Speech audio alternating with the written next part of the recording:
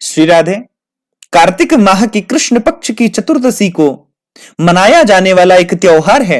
इसे नरक चौदस, रूप चौदस और रूप चतुर्दशी भी कहा जाता है। पौराणिक मान्यता के अनुसार इस दिन मृत्यु के देवता यमराज की पूजा का विधान है।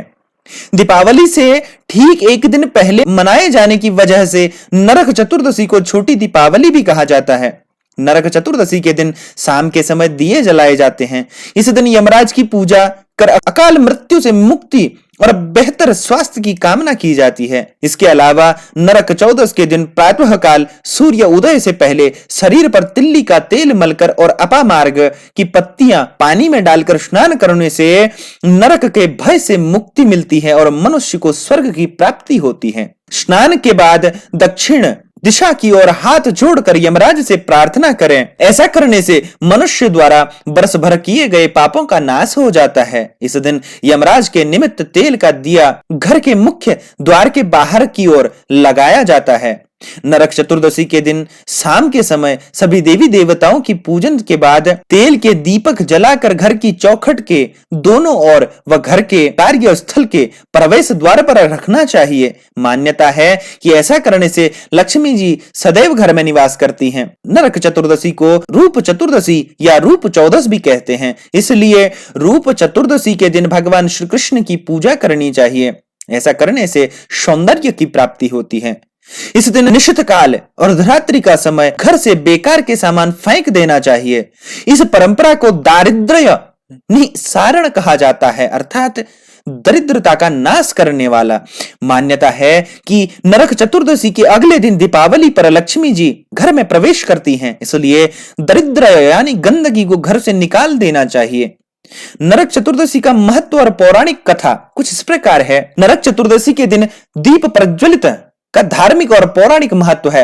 इस दिन संध्या के समय दिए की रोशनी से अंधकार को प्रकाश पुंज से दूर किया जाता है।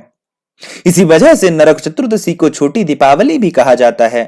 नरक चतुर्दशी के दिन दिए जलाने के संदर्भ में कई पौराणिक और लौकिक मान्यताएं हैं। प्रथम आता है राक्षस नरकासुर का वध। पुरातन काल में नरकासुर नामक एक राक्षस ने अपनी शक्तियों से देवताओं और साधु संतों को परेशान कर दिया था। नरकासुर का अत्याचार इतना बढ़ने लगा कि उसने देवताओं और संतों की 16,000 स्त्रियों को बंधक बना लिया।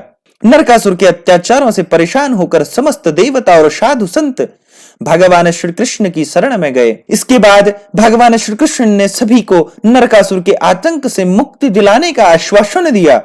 नरकासुर को स्त्री के हाथों से मरने का श्राप था, इसलिए भगवान श्री कृष्ण ने अपनी पत्नी सत्यभामा की मदद से कार्तिक मास के कृष्ण पक्ष की चतुर्दशी को नरकासुर का वध किया और उसकी कैद से 16,000 स्त्रियों को आजाद कराया।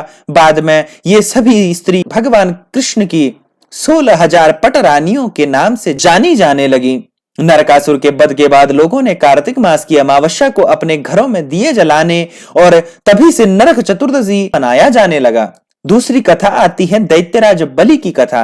आप सभी ने सुनी होगी पहले भी। एक अन्य पौराणिक कथा में दैत्यराज बलि को भगवान श्री कृष्ण द्वारा मिले वरदान का उल्लेख मिलता है। मान्यता है कि भगवान विष्णु ने वामन अवतार के समय त्रयोदशी से अमावस्या की अवधि के बीच दैत्यराज बलि के राज्य को 3 कदम में नाप दिया था। राजा बलि जो कि परम दानी थे, उन्होंने यह देखकर अपना समस्त राज्य भगवान वामन को दान कर दिया था। इसके बाद भगवान वामन ने बलिराज से वरदान मांगने को कहा। दैत्यराज बलि ने कहा कि हे प्रभु, त्रयोदशी से अमावस्या की अवधि में इन तीनों दिनों में हर वर्ष मेरा राज्य रहना चाहिए। इस दौरान जो मनुष्य मेरे राज्य में दीपावली मनाए उसके घर में लक्ष्मी का वास हो जाए और चतुर्दशी के दिन नरक के लिए दीपों का दान करे। उसके सभी पितर नरक में ना रहें और ना ही उन्हें यमराज यातना दें। राजा बलि की बात सुनकर भगवान वामन प्रसन्न हुए और उन्हें वरदान दिया। इस वरदान के बाद से ही नरक चतुर्दशी व्रत पूजन और दीपदान का प्रचलन शुरू हुआ। धार्मिक और पौराणिक महत्व की वजह से हिंदू धर्म में नरक चतुर्दशी का बड़ा महत्व है। यह 5 पर्वों की श्रृंखला के मध्य में रहने वाला त्योहार है दीपावली।